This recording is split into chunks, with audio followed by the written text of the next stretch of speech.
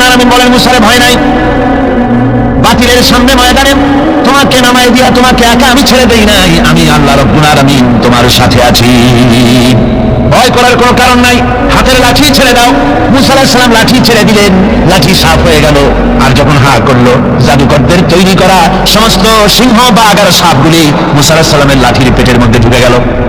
জাদুকরেরা তারা চিন্তা করলো, অবাক হয়ে গেল, তারা ভাবলো আমরা যেটা দেখাইছি এটা তো জাদু, কিন্তু মুসা আলাইহিস সালাম যেটা দেখাইছেন এটা জাদু হতে পারে না, যেহেতু জাদু খেয়ে ফেলেছে। জাদু খেয়ে ফেলে যে জিনিস ওটা তো জাদু হতে পারে না, ওটা জাদুর বাপের চাইতেও বড় কোনো জিনিস, অর্থাৎ জাদুর দাদা হবে হয়তো, তা না হলে জাদু খেলো কি করে। এই যে ওই সময় ছিল জাদুর প্রভাব, সেই জাদুটাকে যে খেয়ে ফেললো, এইটার নাম হচ্ছে মুজিজা। এটার নাম কি? মুজিজা। হযরত দাউদ আলাইহিস সালামের জামানায় সমরাস্ত্র তৈরি একটা প্রভাব ছিল। হযরত দাউদ আলাইহিস সালাম নিজে অস্ত্র তৈরি করতেন। তারপরে অস্ত্র তৈরি করতে গেলে লোহা আগুনে পোড়াতে হয়, তারপরে পিটাতে হয়, গলাতে হয়, নানান কিছু করতে হয়। দাউদ আলাইহিস সালামকে আল্লাহ রাব্বুল আলামিন এমন মর্যাদা দিলেন, তিনি যখন লোহা মুঠো করে ধরতেন হাতের ভিতরে, লোহা পানি হয়ে হাতের ফাঁকের মধ্য দিয়া তাপ পড়ে যেত পানি হয়ে। এভাবে মর্যাদা তাকে দেওয়া হলো। সুলাইমান আলাইহিস সালামের মর্যাদা ছিল তক্তার উপরে বসতেন, ইঞ্জিন লাগতো না, মেশিন লাগতো না, বিনা ইঞ্জিনে বিনা মেশিনে তক্তা হাওয়ার উপরে উড়ে সারা পৃথিবী ঘুরে আসতেন। ঈসা আলাইহিস সালামের মর্যাদা ছিল জন্মদের চোখের উপরে হাত বুলিয়ে দিতেন, সঙ্গে সঙ্গে চোখ তার ভালো হয়ে যেত। আবার কুষ্ঠ ব্যাধিগ্রস্ত লোকের গায়ে হাত বুলিয়ে দিলে তার শরীর ভালো হয়ে যেত। এটা ছিল তার মর্যাদা। রাসূল পাক সাল্লাল্লাহু আলাইহি ওয়াসাল্লামের সময় মর্যাদা, তার সময় প্রভাব ছিল সাহিত্যের, সাহিত্য আর কবিত্বের এত বেশি প্রভাব বিস্তার হলো, তারা কবিতা লিখে রচনা করে করে কাবা শরীফে লাগাই দিত। পারলে এই কবিতার সাথে মোকাবেলা করো এই চ্যালেঞ্জে। আল্লাহ রাব্বুল আলামিন সেই সময় কোরআনে কারীমকে অবতীর্ণ করে দিলেন। কোরআনে কারীম দুনিয়ার সমস্ত সাহিত্য আর কবিত্বের সমস্ত মানকে ছাড়িয়ে চলে গেছে এমন এক পর্যায়ে, এমন পর্যন্ত কোরআনের সাহিত্যের ভাবধারা এর মানকে উতরে যেতে পারবে এমন সাহিত্যের জন্ম আজও হয় নাই, ভবিষ্যতেও হবে না। এটা হলো রাসূল পাক সাল্লাল্লাহু আলাইহি ওয়াসাল্লামের মুজিজা। রাসূল সাল্লাল্লাহু আলাইহি ওয়াসাল্লামের 3000 মুজিজার ভিতরে শ্রেষ্ঠ মুজিজা হচ্ছে কোরআন। শ্রেষ্ঠ মুজিজা কি? তাই আমি বলতেছিলাম, নবীরা দুনিয়া থেকে বিদায় হয়ে গেছেন, মুজিজার সাথে নিয়ে গেছেন। দাউদ আলাইহিস সালাম ইন্তেকাল করলেন, তার মুজিজা লোহা পানি করা মুজিজা কবরে নিয়ে গেছেন। আজ আর কেউ লোহা চাপ দিলে পানি হয় না। সুলাইমান আলাইহিস সালাম দুনিয়া থেকে বিদায় হয়েছেন, মুজিজা কবরে নিয়ে গেছেন। আজ আর কেউ বিনা ইঞ্জিনে তক্তায় বসলে তক্ত আর বাতাসে উড়ে বেড়ায় না। হযরতে মুসা আলাইহিস সালাম বিদায় হয়ে গেলেন দুনিয়া থেকে, লাঠিও তার চলে গেছে। আজ আর দুনিয়ায় হাজার লাঠি একযোগে ফেললেও ছোট্ট একটা সাপ আর হবে না। ঈসা আলাইহিস সালাম বিদায় হলেন, মুজিজা চলে গেল সাথে। আজ পৃথিবীর কোন মানুষ কারো কোন জন্মান্ধের চোখের উপরে হাত বোলালে চক্ষু আর ভালো হয়ে যাবে না, মুজিজা কবরে চলে গেছে। কিন্তু আপনার আমার নবী, বিশ্ব নবী জনাবে মুহাম্মদ রাসূলুল্লাহ সাল্লাল্লাহু আলাইহি ওয়াসাল্লাম দুনিয়া থেকে বিদায় গ্রহণ করেছেন, মুজিজার সাথে নিয়ে যান নাই। ওই কোরআনে কারীমের মুজিজা আজও আছে, কিয়ামত পর্যন্ত থাকবে। রাসূল পাক সাল্লাল্লাহু আলাইহি ওয়াসাল্লামের এই মুজিজা কিয়ামত পর্যন্ত থাকবে, কেউ এই মুজিজা নষ্ট করতে পারবে না। গ্যারান্টি এই মুজিজা রক্ষা করার দায়িত্ব কে নিয়েছেন? আল্লাহ রাব্বুল আলামিন বলেছেন, নাহনু নাযালনা যিকরা ওয়া ইন্না লাহু লাহাফিজুন। কোরআনে কারীম অবতীর্ণ করেছি আমি আল্লাহ, আর এর সংরক্ষণের সবটুকু দায়িত্ব আমি আল্লাহ আমার নিজ হাতে গ্রহণ করেছি। হেফাজতের সবটা দায়িত্ব আমার। তাই বিশ্ব জুড়ে আজ কোরআন রয়েছে হেফাজতে, কোনো কিতাব হেফাজতে নাই, শুধু কোরআন হেফাজতে আছে। মানুষ এটাকে মুখস্থ করে করে হেফাজত করে রেখেছে। হুজুর আপনাদের সামনে বলেছেন সূরা তো দূরের কথা, আয়াত তো দূরের কথা, সে জগৎ তো দূরের কথা, একটা কলমের নিট ধরে যে জায়গাটায় একটা নকতা, এই নকতাটারও পরিবর্তন কেউ করতে পারে নাই। সামনে পারবে নাকি? সামনেও পারবে না। জোরে সোরে কোন সুবহানাল্লাহ। এই কোরআনের ইজ্জত যারা দিবে আল্লাহ তাদের ইজ্জত বাড়ায় দেবে। সুবহানাল্লাহ। আপনি কোরআনকে নিয়ে জাগ মারবে, সে যদি জিরো হয় আল্লাহ হিরো বানায় দিবেন। আর কোরআনকে যদি কেউ বেইজ্জত করার চেষ্টা করে, সে যদি হিরো হয় আল্লাহ তাকে দুনিয়া আখিরাতে জিরো বানায় দিবেন। কি বানায় দিবেন? জিরো বানায় দিবেন। সুবহানাল্লাহ ওয়া বিহামদিহি। সুতরাং কোরআনে কারীম হচ্ছে, কোরআনে কারীম আমাদের পরিচা, আমাদের ঈমান, আমাদের রক্ত, আমাদের ব্রেইন, আমাদের মগজ, আমাদের জীবন, আমাদের বেঁচে থাকা, আমাদের মরে যাওয়া, আমাদের সম্মান, আমাদের স্বাধীনতা, আমাদের সার্বভৌমত্ব, আমাদের সুখ, আমাদের সমৃদ্ধি, সব কিছু কোরআনকে কেন্দ্র করে। সব কি কেন্দ্র করে? কোরআনকে কেন্দ্র করে। কোরআন থাকে তো আমরা থাকবো। অর্থাৎ কোরআন ভিত্তিক জীবন যদি আমরা চালাতে পারি, দুনিয়ায় শান্তি পাবো, আখিরাতেও শান্তি পাবো, কোনো সন্দেহ নাই। সেই জন্য কোরআনে কারীমকে আমাদের বুকে ধারণ করতে হবে। এই কোরআনের কত বড় মর্যাদা হবে জানেন? রাসূল পাক সাল্লাল্লাহু আলাইহি ওয়াসাল্লাম বলেছেন, কোরআন যে ব্যক্তি পড়বে আর ওই অনুযায়ী আমল করবে, কিয়ামতের দিন তার মা বাপের মাথার উপরে সুন্দর দুটি নূরের টুপি পরিয়ে দেওয়া হবে। এটা হলো সেই যে ব্যক্তি তার ছেলেকে, সন্তানকে কোরআন পড়িয়েছে আর কোরআন অনুযায়ী আমল করেছে পৃথিবীর বুকে, সেই কারণে রব্বুল আলামিন সন্তুষ্ট হয়ে তার মা বাপের মাথার উপরে এমন দুটো নূরের টুপি পরিধান করায় দেবে যার উজ্জ্বলতা চন্দ্র সূর্যের আলোকে হার মানায় দেবে। কোরআনে কারীমকে যারা মহব্বত করে পড়তো, দেখেন এমন এক কিতাব যা অধিকাংশ মানুষে বুঝে না। কিন্তু আপনারা বলেন না বুঝে পৃথিবীতে কোনো বই পড়ে, এরকম একটা বই নাম জানেন আপনারা? কোন বলতে পারবেন? পারবেন না। কোরআন এমন কিতাব যা মানুষ বুঝেও পড়ে, না বুঝেও পড়ে, দিনেও পড়ে, রাতেও পড়ে, সকালেও পড়ে, সন্ধ্যায় পড়ে, আবার গভীর রাত্রে তাহাজ্জুদের নামাজ আদায় করে কোরআনে কারীম তেলাওয়াত করতে থাকে আর চোখ থেকে দরদর করে পানি পড়তে থাকে। হাদিস শরীফে রাসূলুল্লাহ বলেছেন, কিয়ামতের দিন কোরআনের তেলাওয়াতকারীকে আল্লাহ রাব্বুল আলামিন বলবেন, ও আমার বান্দা, তুমি দুনিয়ার বুকে কোরআনে কারীমকে যেমন থেমে থেমে তেলাওয়াত করতে, ওইভাবে করে তেলাওয়াত করতে থাকো আর জান্নাতের উপরে উঠতে থাকো। কোরআনে কারীম থেমে থেমে তুমি যেভাবে দুনিয়ায় পড়তে, ওইভাবে আয়াতে আয়াতে থেমে থেমে পড়ো আর উঠতে থাকো বেহেশতের মধ্যে। তোমার তেলাওয়াত যেখানে গিয়ে শেষ হবে, বেহেশতে ওইটাই হবে তোমার অবস্থান স্থল। সুবহানাল্লাহি ওয়া বিহামদিহি। আল্লাহ যেন আমাদেরকে আহলে কোরআন বানায় দেন। সবাই বলি আমিন, জোরে বলেন আমিন। আল্লাহ যেন আমাদেরকে কোরআনের সহি করে কোরআন তেলাওয়াত করার তৌফিক দান করেন। সবাই বলুন আমিন। কোরআন যেন বুঝতে পারি, কোরআন অনুযায়ী যেন আমল করতে পারি, এই তৌফিক যেন আল্লাহ আমাদের দেন। আমরা সবাই বলি আমিন। আমার ভাইরা, কোরআনে কারীমের উপরে আমি দীর্ঘ কোনো ভূমিকা না দিয়ে এখন যেখান থেকে আলোচনা করতে চাই, চলুন সেখানে আমরা চলে যাই। কোরআন থেকে সরাসরি আমরা আলোচনা করতে চেষ্টা করি। কোরআন এসেছে আমাদের ভাগ্য চমকায় দিতে। কোরআন আমাদেরকে এজন্য আসে নাই যে কোরআন আমাদের জন্য কোনো মুসিবত নিয়ে এসেছে, কোরআন আমাদের জন্য শুধুমাত্র তাবিজ নিয়ে এসেছে, কোরআন আমাদের জন্য ঝাড়ফুঁক নিয়ে এসেছে, তা নয়। কিন্তু বন্ধু, কোরআন এসেছে আমাদের জীবনের সব কথা নিয়ে। এর মধ্যে কিছু বাদ দেওয়া হয় নাই। পিঁপড়ার মতো একটা ছোট্ট তুচ্ছ প্রাণীকেও বাদ দেওয়া হয় নাই, হাতির মতো বিরাট জন্তুকেও বাদ দেওয়া হয়। সব কোরআনে কারীমের মধ্যে বলা হয়েছে। এর ভিতরে এটা রাজনীতির বই নয়, কিন্তু রাজনীতির মূলনীতি আছে। রাজনীতির কি আছে? মূলনীতি আছে। এটা অর্থনীতির কিতাব নয়, কিন্তু অর্থনীতির মূলনীতি এর মধ্যে রয়েছে। এটা সমাজনীতির কিতাব নয়, কিন্তু সমাজনীতির মূলনীতি এখানে আছে। এটা দর্শনের কিতাব নয়, কিন্তু এর মধ্যে দর্শনের মূলনীতি রয়েছে। এটা বিজ্ঞানের কোনো বই নয়, কিন্তু বিজ্ঞানের মূলনীতি, তথ্য, থিওরি এর মধ্যে রয়ে গেছে।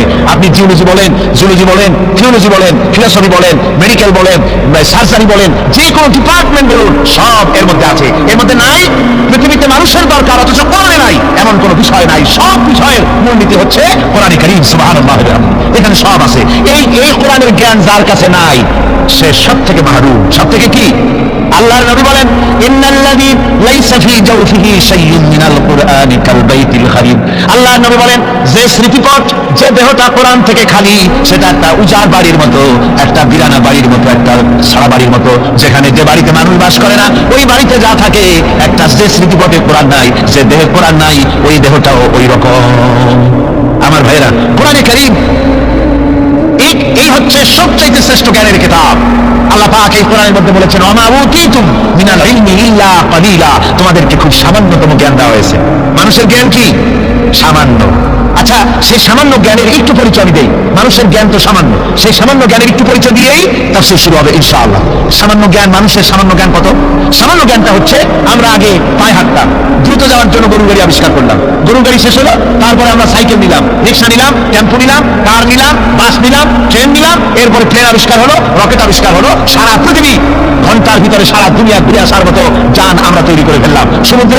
সমুদ্রের ভিতরে আপনার 3 মাস সাঁতরায়, আমরা বুঝি সমুদ্রের মধ্যে সাঁতরাইতে পারবো না, সেজন্য আমরা সাবমেরিন আবিষ্কার করলাম। আমরা পাখির সাথে পাল্লা দিয়ে প্লেন আবিষ্কার করলাম, আমরা চিতাবাঘের সাথে পাল্লা দিয়ে আমরা ট্রেন আবিষ্কার করলাম। চিতাবাঘ কি দৌড়তে পারে, তার থেকে আমার কার, আমার গাড়ি, আমার ট্রেন এখন অনেক বেশি চলে। অবশ্যই বাংলাদেশি ট্রেন না, বাংলাদেশি ট্রেন তো ঘন্টা বোধহয় কত 7 মাইল 10 মাইল চলে। জাপান যে ট্রেন আবিষ্কার করেছে, 300-350 মাইল স্পিডে সেটা চলে, প্লেনের সমান, প্রায় প্লেনের সমান। এইটা বুলেট ট্রেন, তার নাম দেওয়া হয়েছে, জনমের মতো চলে। কথা বুঝতে পেরেছে? এরকম চললো। তারপরে এই পৃথিবীর মানুষের জ্ঞান, সামান্য জ্ঞান দেখেন, সামান্য জ্ঞান করতে, সামান্য জ্ঞানে রাশিয়া, আমেরিকা, ব্রিটেন, ফ্রান্স, ওরা স্যাটেলাইট ছেড়ে দিয়েছে মহাকাশে। স্যাটেলাইট মহাকাশে ঘুরতেছে, কোনো ড্রাইভার নাই, কোনো ক্যাপ্টেন নাই, ঘুরতেছে মহাশূন্যের উপরে, পৃথিবীর মাটি থেকে 300-400 মাইল উপরে ঘুরতেছে। তারা দুনিয়ার খবর সংগ্রহ করছে, দেশে দেশে তা প্রেরণ করতেছে, সবকিছু তারা এই স্যাটেলাইটের মাধ্যমে করছে। বছরের পর বছর ধরে স্যাটেলাইট ঘুরছে, ওইখানে পৃথিবীর মাটি থেকে 400 মাইল উপরে স্যাটেলাইটের ভেতরে যদি কোনো যান্ত্রিক গোলযোগ হয়, ওয়াশিংটনে বসে কম্পিউটারে মনিটরিং করে 400 মাইল দূরের মেশিন ভালো করে দিচ্ছে। এই হলো সামান্য জ্ঞান। কথা বুঝতে পেরেছেন? এই হলো সামান্য জ্ঞান। এই যদি সামান্য জ্ঞান হয়, তাহলে আল্লাহ সুবহানাহু ওয়া তাআলার কত বড় জ্ঞান, সুবহানাল্লাহ বলেন। আমার বন্ধুগণ, আটলান্টিক মহাসাগরের ভেতরে যদি একটা পাখি তার ছোট্টা ডুবায় দিয়ে ছোট্টা উঠায়, আপনারা বলেন সাগরের আটলান্টিক মহাসাগরের পানি কমবে কতখানি? জি, এক ফোঁটাও কমবে না। কতটুকার পানি আসবে তার ঠোঁটে?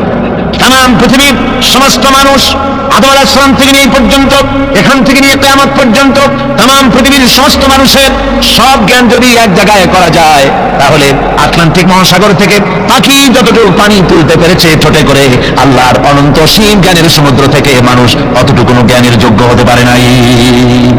ওই অসীম জ্ঞানের মালিক হচ্ছেন আমার আল্লাহ সুবহানাহু ওয়া তাআলা।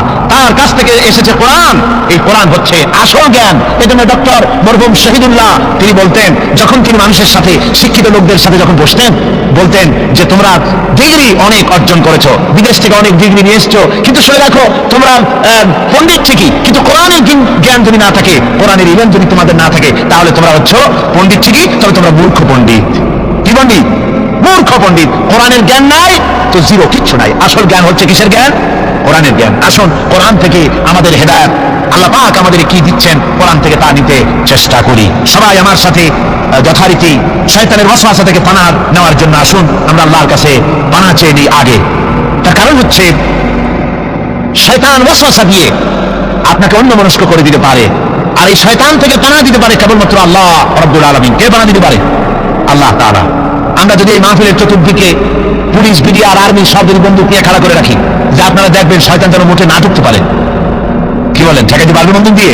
পারবে না। শয়তান থেকে কেবলমাত্র পানাহ দিতে পারে কে? সফ। সূরাটি মদিনা মুনাওয়ারায় অর্থাৎ রাসূল সাল্লাল্লাহু আলাইহি ওয়াসাল্লামের মদনী জিন্দেগিতে সূরাটি অবতীর্ণ হয়েছে। আল্লাহ রাব্বুল আলামিন ঘোষণা করছেন, আকাশ এবং জমিনের মধ্যে যা কিছু আছে সব তাসবিহ করছে আল্লাহ পাকে। তিনি সর্বজয়ী এবং মহাবিজ্ঞানী। হে বিশ্বাসীরা, তোমরা যারা ঈমান এনেছো শোনো, তোমরা সে কথা কেন বলো যা তোমরা করো না? আল্লাহর কাছে ক্রোধ উদ্রেককারী, সব থেকে বেশি আল্লাহর কাছে ক্রোধ উদ্রেককারী ব্যাপার হচ্ছে যে তোমরা যা বলো তা তোমরা করো না। আসলে আল্লাহর কাছে প্রিয় পাত্র তো তারা যারা নাকি আল্লাহ রাস্তায় লড়াই করে সারিবদ্ধভাবে, ইসবাত দৃঢ় লৌহ প্রাচীরের মতো হয়ে। স্মরণ করো মুসা আলাইহিস সালামের কথা, যখন তিনি তার কওমকে বলেছিলেন, হে আমার জাতি, কেন তোমরা আমাকে উৎপীড়িত করছো, অথচ তোমরা ভালো করেই জানো যে আমি আল্লাহর পক্ষ থেকে রাসূল হয়ে এসেছি। পরে আল্লাহ রাব্বুল আলামিন, পরে তারা যখন বক্রতার পথ অবলম্বন করলো, আল্লাহ রাব্বুল আলামিন তাদের দিলকেও বক্র করে দিলেন। আর আল্লাহ ফাসিকদেরকে কখনো হেদায়েতের রাস্তা দেখান না। এ হলো আয়াতগুলির শাব্দিক তর্জমা। সূরাটি রাসূল পাক সাল্লাল্লাহু আলাইহি ওয়াসাল্লামের মদনী জিন্দেগিতে অবতীর্ণ হয়েছে। উহুদের যুদ্ধের সমসাময়িক সময় সূরাটি নাযিল হয়েছে বলে মুফাসসিরিন কিরাম লিখেছেন। সূরাটির প্রথমেই মুমিনদেরকে সতর্ক করা হয়েছে এই বলে যে ওই সব লোক হচ্ছে ঘৃণ্য লোক, আল্লাহর কাছে ওই সব লোকেরা ঘৃণ্য যারা মুখে যে কথা বলে কাজে তা পরিণত করে না। এরা আল্লাহর কাছে দারুণ ঘৃণ্য ব্যক্তি। আর আল্লাহর কাছে দারুণ প্রিয় লোক হচ্ছে তারা যারা নাকি আল্লাহর দ্বীনকে প্রতিষ্ঠার জন্য আল্লাহর রাস্তায় সীসা ঢালা প্রাচীরের মতো মজবুত হয়ে সারিবদ্ধভাবে বাতিলের সঙ্গে যারা লড়াই করে, তারা হচ্ছে আল্লাহ পাকের কাছে অত্যন্ত প্রিয় ব্যক্তি। এই সূরাটির ভেতরে বলা হয়েছে যে মুসা আলাইহিস সালাম এবং ঈসা আলাইহিস সালামের সাথে বনী ইসরাঈলেরা যে ধরনের ব্যবহার করেছে, আর তারপরে বনী ইসরাঈলদের যে পরিণতি আমি আল্লাহ করে দিয়েছি, ও মুসলমানেরা, তোমরা যারা ঈমান এনেছো, তোমরাও যদি তোমাদের রাসূল মুহাম্মদ সাল্লাল্লাহু আলাইহি ওয়াসাল্লামের সাথে এমন দুর্ব্যবহার করো, তাহলে বনী ইসরাঈলদের মতো দশা তোমাদেরও হবে। এখানে আল্লাহ রাব্বুল আলামিন এই সূরাটির ভেতরে যে কথাটা বলছেন তা হচ্ছে, প্রথমেই শুরু হচ্ছে সাব্বাহা লিল্লাহি মা ফিস সামাওয়াতি ওয়াল আরদ। যা কিছু আছে এই পৃথিবীতে আর আকাশে জমিনে সবকিছু আল্লাহর তাসবিহ করে। কার তাসবিহ করে? সাব্বাহা ইউসাব্বিহু তাসবিহান। সাব্বাহা দিয়ে বোঝানো হচ্ছে অতীতে এই পৃথিবীতে যা কিছু ছিল এবং ভবিষ্যতে যা কিছু পৃথিবীতে আসবে, যা আছে আকাশে, যা আছে জমিনে, সব কিছুই তাসবিহ পড়ে কার? আল্লাহ পাকের। জোরে বলেন, কার তাসবিহ পড়ে? আকাশ এবং জমিনে আমরা যা কিছু দেখতে পাই সব আল্লাহ রাব্বুল আলামিনের তাসবিহ পড়ে। একথা বলে আল্লাহ পাক মানুষকে যেন এই কথাই বুঝাতে চাচ্ছেন যে পৃথিবীর মানুষ, তোমাদেরকে শুধুমাত্র তাসবিহ করার জন্যই পাঠানো হয় নাই। আল্লাহ পাক তোমাদের তাসবিহর মুহতাজ না। তোমরা জিকির করবে, তোমরা আল্লাহ রাব্বুল আলামিনের সিজদা করবে। তোমাদের সিজদা, তোমাদের তাসবিহর জন্য আল্লাহ মুহতাজ নন। এই পৃথিবীতে যা কিছু আছে সব আল্লাহর তাসবিহ পড়ে, আল্লাহর জিকির করে, গাছেও করে, পানিতেও করে, মাছেও করে, গাছের পাতাগুলি করে, সমস্ত প্রাণী জগৎ সবাই আল্লাহর জিকির করে, আল্লাহর তাসবিহ পড়ে। তোমরা ওদের ভাষা বোঝো না, ওরা ওদের ভাষায় আল্লাহ পাকের জিকির করে, তোমরা বুঝতে পারো না। পাখির ডাকগুলির মধ্যে তোমরা যে ধরনের খেয়াল করো ওই ধরনের ডাক শুনতে পাও। যেমন আমাদের দেশে একটা পাখি আছে, আমরা শুনতে পাই বউ কথা কও বলে। এরকম পাখি আছে নাকি চট্টগ্রামে? আছে, বউ কথা কও পাখি বলা হয়। তা আসলে আসলে সে কিন্তু বউ কথা কও বলে না। তার কথা বলার দরকার কি? তার বউ কি তার উপরে রাগ করে আছে নাকি? আসলে সে ওটা বলে না। আসলে তোমরা তার তাসবিহ বোঝো না। আল্লাহ কোরআন শরীফে বলেছেন ও ওর ভাষায় আল্লাহর জিকির করতেছে। কার জিকির করে? আল্লাহ রাব্বুল আলামিনের জিকির করে। পাখিতে পাখির কলকাকলি আর বাতাসের সনসন রব, পানির কলতান, যা কিছু আমরা শুনতে পাই, পাতার মরমর রব, যত রকমের শব্দ আমাদের কানে আসে, পাখির হোক, বাতাসের হোক, গাছের হোক, পানির হোক, যত রকম আওয়াজ আমরা শুনতে পাই, আমরা তাসবিহ বুঝতে পারি না। আসলে ওরা জিকির করতেছে আল্লাহু আল্লাহু আল্লাহু। জোরে করেন আল্লাহু আল্লাহু আল্লাহু আল্লাহু আল্লাহু আল্লাহু আল্লাহু আল্লাহু আল্লাহু আল্লাহু আল্লাহু। যা সেই পৃথিবীতে আকাশে জমিনে সব আমার তাসবিহ করছে, আমার জিকির করছে। ওহুয়াল আজিজুল হাকিম। আর আল্লাহ হচ্ছেন সর্বজয়ী। তিনি এমন যে তার হুকুম না মেনে তিনি হচ্ছেন অপ্রতিরোধ্য শক্তি। তার শক্তির মোকাবেলা কারো করার কোনো ক্ষমতা নাই। অপ্রতিরোধ্য ক্ষমতা তার, প্রচন্ড ক্ষমতার মালিক তিনি। আর হাকিম, সুবিজ্ঞানী, মহাবিজ্ঞানী, সুবিজ্ঞ, মহাবিজ্ঞ। তার অর্থ হচ্ছে আজিজ, আজিজ এবং হাকিম। আজিজ হচ্ছে অপ্রতিরোধ্য সর্বজয়ী ক্ষমতা। তো এই ক্ষমতার সাথে হাকিম শব্দ আল্লাহ জুড়ে দিয়েছেন। অর্থাৎ একথা বোঝার জন্য সুযোগ না থাকে যে তিনি অপ্রতিরোধ্য ক্ষমতাসীন হয়ে তিনি বোধহয় মানুষের উপরে জুলুম করেন। আল্লাহ পাক বলেছেন আল্লাহু বিযাল্লামিল লিল আবিদ। আমি বান্দার উপরে, আল্লাহ পাক বান্দার উপরে জুলুম করেন না। হাকিম, তিনি মহাবিজ্ঞানী। তার যা কিছু কাজ সব কিছুর মধ্যে রয়েছে এক বিচক্ষণতার দাবি। এরপরে আল্লাহ রাব্বুল আলামিন বলছেন ইয়া আইয়ুহাল্লাযীনা আমানু লিমা তাকুলুনা মা লা তাফআলুন। হে বিশ্বাসীরা, সেই কাজ কেন করো, সেই কথা কেন বলো তোমরা যে কাজ তোমরা করো না। কথার সাথে কাজের যাদের মিল নাই তাদেরকে কোরআনের পরিভাষায় কি বলা হয়েছে বলুন তো? কি বলা হয়েছে? মুনাফিক। জোরে বলেন, কি বলা হয়েছে? মুনাফিক বলা হয়েছে। অর্থাৎ ইসলাম, এখানে এই কথাটা, এই আয়াতটি খুবই গুরুত্বপূর্ণ। ভালো করে আপনাদেরকে কথা বুঝতে হবে। আমি আগেই বলেছি শয়তানের ওয়াসওয়াসা থেকে পানাহ চাইতে, শয়তান যেন মাহফিল থেকে বের করে না দেয় এবং অন্য মনস্ক না করে সেদিকে লক্ষ্য রাখতে হবে। খুবই গুরুত্বপূর্ণ আলোচনা। কোরআনে কারিমে আল্লাহ পাক সূরাটি শুরু করেই বলছেন হে বিশ্বাসীরা, তোমরা যারা ঈমান এনেছো শোনো, সেই কথা কেন বলো যে কাজ তোমরা করো না। আর আল্লাহর কাছে দারুণ বিরক্তিকর, ক্রোধ উদ্দীপক সেই কাজ যে তোমরা যা বলো তা তোমরা করো না। এটা আল্লাহ পাক দারুণ অসন্তুষ্ট হন। অর্থাৎ ইসলাম মানুষের কাছে দাবি করে পরিপূর্ণ আনুগত্যের। মুসলমানদের কাছে ইসলামের দাবি কি? আনুগত্য। বলুন তো কি দাবি? আমরা ইসলামের দাবি করেছি যে ভিত্তিতে, সেই ভিত্তিটা হচ্ছে লা ইলাহা ইল্লাল্লাহু মুহাম্মাদুর রাসূলুল্লাহ। জোরে সরে পড়েন লা ইলাহা ইল্লাল্লাহ, লা ইলাহা ইল্লাল্লাহ, লা ইলাহা ইল্লাল্লাহু মুহাম্মাদুর রাসূলুল্লাহ। ঈমানের দাবি হচ্ছে এক আল্লাহয় বিশ্বাসী হওয়া এবং আল্লাহর হুকুম ও আহকাম মেনে জীবনকে পরিচালনা করা। এটা হলো ঈমানের দাবি। ঈমানের দাবি এই নয় যে কলেমা পড়ে, নামাজ রোজা করে, হজ যাকাত করে চুপ করে বসে থাকবেন না। ঈমানের দাবি হচ্ছে জীবনের সব ক্ষেত্রে হুকুম মানতে হবে। কার? জোরে কন্ত। শীতে আপনাদের গলা কি আড়ষ্ট হয়ে এসছে? তাহলে জোরে সরে বলেন, জীবনের সব ক্ষেত্রে আনুগত্য হবে কার? আল্লাহ সুবহানাহু ওয়া তাআলার আনুগত্য করতে হবে। এটা হলো ঈমানের দাবি। আল্লাহ এবং রাসূলের আনুগত্য করতে হবে জীবনের সকল ক্ষেত্রে। এই আনুগত্যশীল জনগোষ্ঠী যদি তৈরি হয়, তারাই ইসলাম প্রতিষ্ঠিত করতে পারবে জমিনের উপরে। দেখুন, সেনাবাহিনী যদি কমান্ডারের অর্ডার না মানে, কথা বুঝতে পেরেছেন? পুলিশ, মিডিয়া, সেনাবাহিনী, নিশ্চয়ই তাদের কমান্ডার আছে, আছে না? কমান্ডার আছে। কমান্ডারের হুকুম যদি তারা না মানে, কমান্ডারের অর্ডার যদি ফলো না করে নিজেদের ইচ্ছে মতো যদি কাজ করতে থাকে, এমন সেনাবাহিনী দিয়ে দেশ রক্ষা সম্ভব? জোরে বলেন সম্ভব? মোটেই সম্ভব নয়। কমান্ডারের কমান্ড মানে না, সিধা সালারের ওয়ার্ডার মানে না, এমন বাহিনী দিয়ে দেশের কোনো উন্নতি হওয়া সম্ভব নয়, দেশ ধ্বংসের পথে অগ্রসর হবে। অনুরূপভাবে রাজ্যের প্রজারা শাসনতন্ত্র অনুযায়ী, সংবিধান অনুযায়ী, দেশের আইন কানুন অনুযায়ী যদি তারা না চলে, দেশের আইন যদি জনগণ না মানে, তাহলে এমন জনগণ নিয়ে দেশ চালানো কি সম্ভব? সম্ভব নয়। অনুরূপভাবে সরকারি অফিসের লোকেরা, মিল কল কারখানার লোকেরা যারা চাকরিরত, তারা যদি চাকরি করতে গিয়ে যদি মিল কল কারখানার নিয়ম কানুন যদি না মানে, তাহলে তারা এই কল কারখানা কি চলতে পারে? তাই অনুরূপভাবে আপনাদেরকে কথাগুলি বুঝতে হবে যে সেনাবাহিনী যদি কমান্ডারের হুকুম না মানে, তারপরে দেশের লোকেরা যদি দেশের আইন না মানে, কলকারখানা এবং অফিসারের লোকেরা যদি তাদের আইন শৃঙ্খলা না মানে, তাহলে দেশ যেমন চলতে পারে না, অফিস যেমন চলতে পারে না, সেই সেনাবাহিনী দিয়ে দেশের যেমন কোন উপকার হয় না।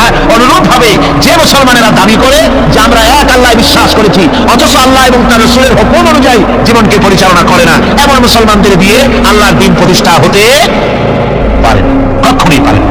সুতরাং ইমানের দাবি হলো আনুগত্য হবে সবচেয়ে কার? আল্লাহ রাব্বুল আলামিনের পরিপূর্ণ আনুগত্য হতে হবে আল্লাহ পাকের। দেখুন, মুনাফিক হচ্ছে কাফেরের চাইতে নিকৃষ্ট। মুনাফিক কিসের চাইতে নিকৃষ্ট? কাফেরদের নামে সূরা নাজিল হয়েছে খুব বড় একটা, নাকি? কাফেরের নামে সূরা কতটুকু? একেবারে ছোট্ট একটা সূরা। আর মুনাফিকদের নামে একেবারে 2 রুকুর মোটামুটি একটা বড় সূরা নাজিল হয়েছে। তাহলে দ্বারা কি বোঝা যায়? কাফেরের চাইতে মুনাফিক ক্ষতিকর এবং নিকৃষ্ট। ইসলামের সবচাইতে বেশি ক্ষতি করেছে কারা? মুনাফিকেরা। কারা করেছে? সেনবার উপায় নাই। মুনাফিক মুমিনের মতোই মাথায় টুপি দেয়, মুনাফিক মুমিনের মতোই মুখে দাড়ি রাখে, মুনাফিক মুমিনের মতোই মসজিদে যায়, মুনাফিক মুমিনের মতোই কালেমার দাবি করে, মুসলমানের দাবি করে। বলে কি আমরা কি মুসলমান না? এত বড় বড় কথা কোন আপনারা? আমরা বুঝি মুসলমান না, এইভাবে তারা দাবি করে। আর এইভাবে মুসলমানদের ভেতরে থেকে ইসলামের সবচাইতে বেশি ক্ষতি করেছে মুনাফিক। এখন আসুন, মুনাফিকদের পরিচয় আমাদের জানা দরকার। কোরআনে কারীম এবং হাদিসে মুনাফিকদের পরিচয় তুলে ধরা হয়েছে। এই নিফাক থেকে যেন আমরা বাঁচতে পারি, সেই জন্য কোরআনে কারীমের বিভিন্ন আয়াত থেকে এবং হাদিস থেকে আমি আপনাদের সামনে মুনাফিকদের চরিত্র সম্পর্কে তুলে ধরবো। ফায়দা কি? ফায়দাই হবে, ওই সব চরিত্র যদি আমাদের মাঝে থাকে তাহলে আমরা এর থেকে মুক্ত হতে পারবো, 1 নম্বর ফায়দা। আর 2 নম্বর ফায়দা, এই চরিত্র যাদের মাঝে আছে তাদেরকে আমরা চিনতে পারবো মুনাফিক বলে, ঠিক কিনা কর? তাই আমি আপনাদের সামনে এখন কোরআনে কারীম থেকে মুনাফিকদের পরিচয় সম্পর্কে বলছি। মুনাফিকরা হচ্ছে দ্বিমুখী চরিত্রের লোক।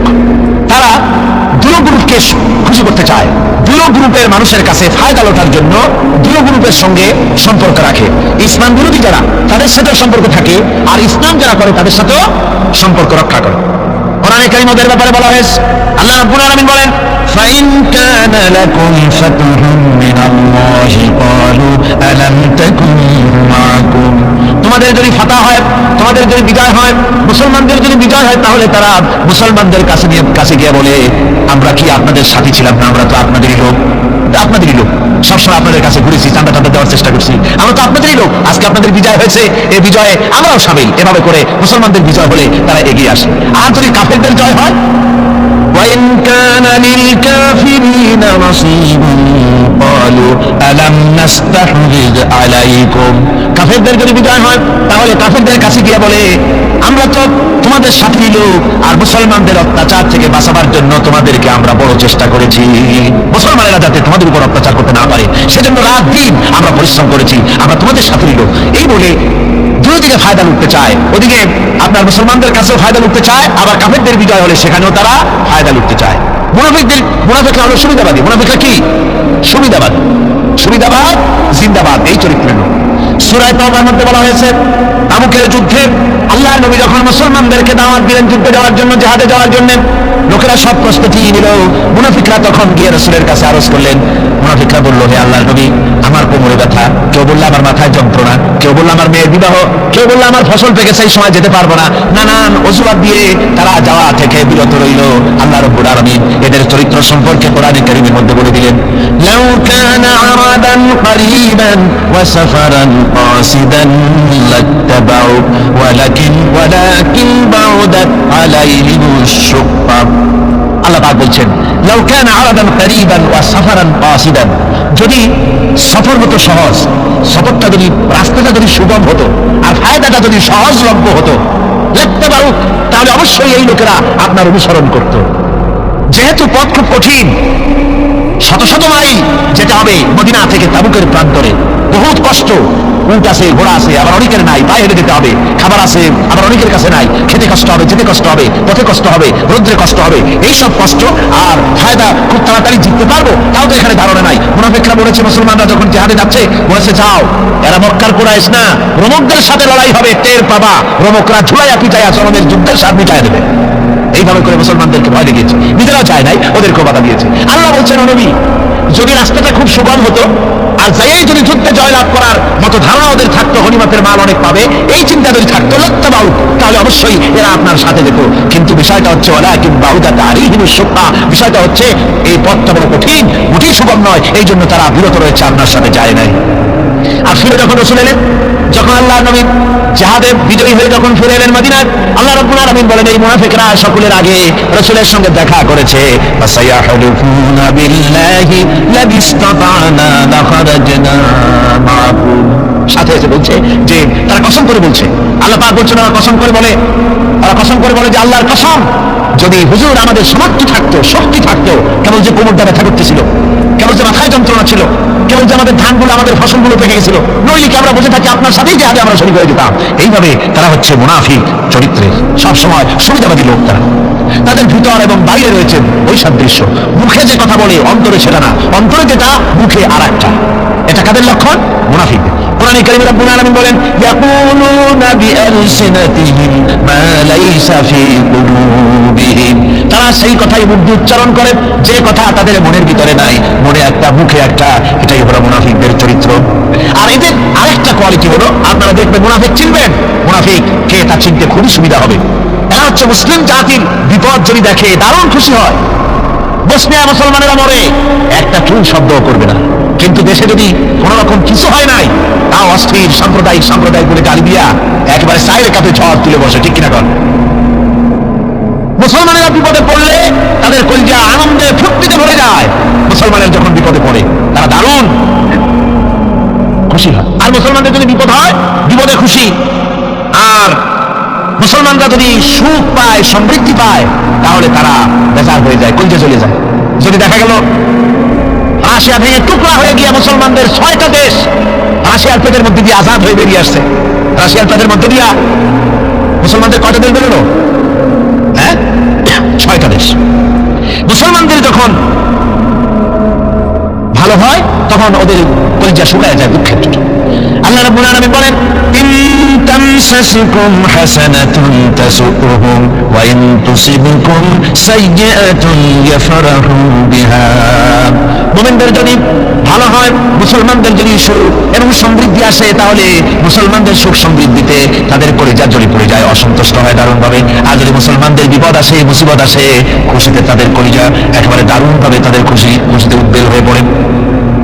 মুনাফিকদের আরেকটি চরিত্র হচ্ছে হকপন্থী এবং বাতিলপন্থীদের রোশনাল হতে নিরাপদে থাকার জন্য প্রতারণামূলক সম্পর্ক রাখে। প্রতারণামূলক সম্পর্ক মুসলমানদের কাছেও ফেরে, আবার ওদের সঙ্গেও ফেরে। টাকা পয়সা ওদের যদি থাকে তো এই বেশি টাকাগুলো দেয় ইসলাম বিরোধীদের, নবিয়া সম্পর্ক রক্ষা করে। জানি না কোন দল ক্ষমতা যাবে বলা তো যায় না, কাজে বিরোধীকে সম্পর্ক রক্ষা করে তারা চলে। আল্লাহ রাব্বুল আলামিন বলেন ইউরিদুনা আইয়ামানুকুম ওয়া ইয়ামানু কওমাহুম, ওরা চায় দৃঢ় সম্প্রদায়ের সঙ্গে সম্পর্ক রক্ষা করে প্রতারণামূলক আচরণ করে নিজেদেরকে টিকিয়ে রাখার জন্য চেষ্টা করে। মুনাফিকদের অবস্থা হচ্ছে তারা ইসলামের ক্ষতি সাধনের জন্য সারাক্ষণ চেষ্টা সাধ্য করতে থাকে। আর ইসলামের বিচার পদ্ধতি মুনাফিকদের পছন্দ নয়। ইসলামের যে কোনো বিচার পদ্ধতি শুনলেই তাদের দারুণ জ্বালা করে। যেমন ইসলামের বিচার পদ্ধতি হলো চোর পুরুষ হোক আর নারী হোক উভয়ের হাত কেটে দাও। এ শুনলে তারা বলে এটা হলো বর্বর আইন। জিনার শাস্তি, মদখোরের শাস্তি, হত্যাকারীর শাস্তি, কোরআনে কারীম যে শাস্তি বিধান করেছে তা শুনলে পরে তাদের দারুণ খারাপ লাগে এবং এ নিয়ে বিতর্ক সৃষ্টি করে। কোরআনে কারীম আল্লাহ পাক এই চরিত্র সম্পর্কে বলেছেন ইউরিদুনা আন ইয়াতাহাকামু ইলা তাগুত, তারা শয়তানের আইনকে প্রতিষ্ঠিত করতে চায়, অর্থাৎ আল্লাহর আইন বিদায় করে দিয়ে মানুষের তৈরি করা মতবাদকে প্রতিষ্ঠিত করার জন্য তারা চেষ্টা চালায়।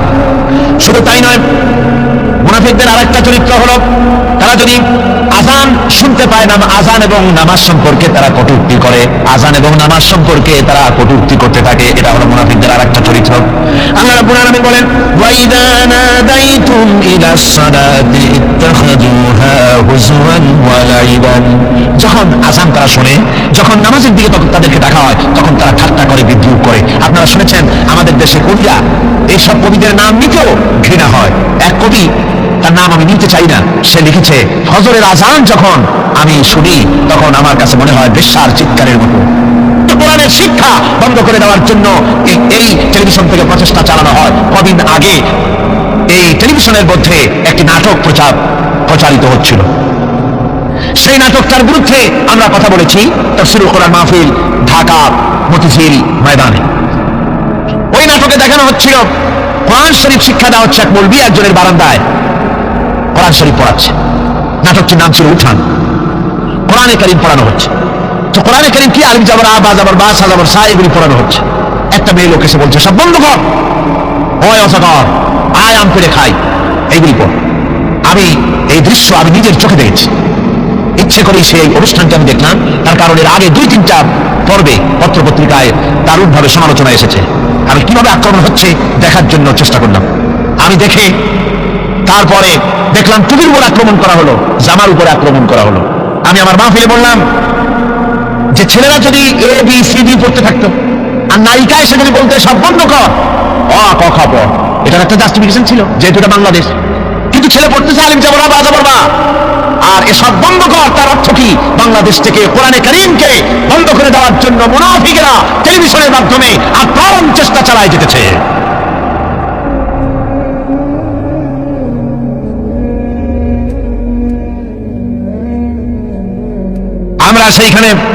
আমরা দাবি করলাম গভর্নমেন্টের কাছে, সেদিন যারা এসবিআই, বিএনএসআই, ডিএফআই যারা আসছিলেন, আমি সকলের কাছে বললাম যে আল্লাহর কাছে আপনারা দায়ী হয়ে যাবেন যদি আপনারা আমাদের এই বক্তব্য সরকারের কানে না পৌঁছান। কোরআনে কারীম বন্ধ করার ষড়যন্ত্র, মুসলমানদেরকে গালি দেওয়া, আর মুসলমানদের উপরে কলকাতার প্রভুত্ব প্রতিষ্ঠার জন্য এই নাটক লেখা হয়েছে। এটা যদি বন্ধ করানো হয়, মুসলমানেরা তীব্র ঘেরাও করবে। সরকারের কানে সম্ভবত কথা গিয়েছে। তারপরে 2 দিন পরে এই নাটক প্রচার টিভিতে বন্ধ করা হয়েছে। কিন্তু আজকের পত্রিকা আবার দেখলাম এটাকে পুনঃ প্রচার করার জন্য বামপন্থীরা উঠে পড়ে লেগেছে। এই হলো মুনাফিকদের কাজ।